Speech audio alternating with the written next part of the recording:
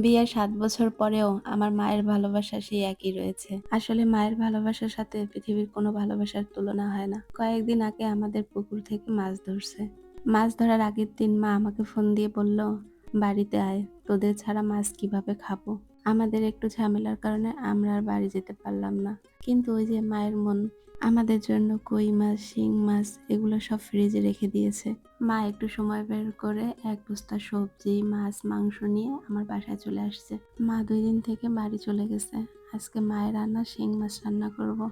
আমি ফ্রিজ থেকে ২টা শিং মাছ বের করে নিয়েছি। একটা রান্না করব আর একটা রেখে দিব। এখানে আমি শিং মাছটা একটু ঝাল ঝাল করে আলু দিয়ে রান্না করে নিয়েছি। জানো, মা বাড়ি থেকে আসার সময় আমাদের বিলের ছোট ছোট শাপলা নিয়ে এসেছিল। ২ দিন শাপলা ইলিশ মাছের মাথা দিয়ে ঘন্ট খেয়েছিলাম। আর ১ মোটা শাপলা ছিল। শাপলাটা আমি লবণ দিয়ে মেখে রেখেছিলাম, যাতে শাপলা ভাজিটা আমি খুব তাড়াতাড়ি করতে পারি। শাপলাটা আমি রসুন পোড়া দিয়ে ভাজি করে নিয়েছি।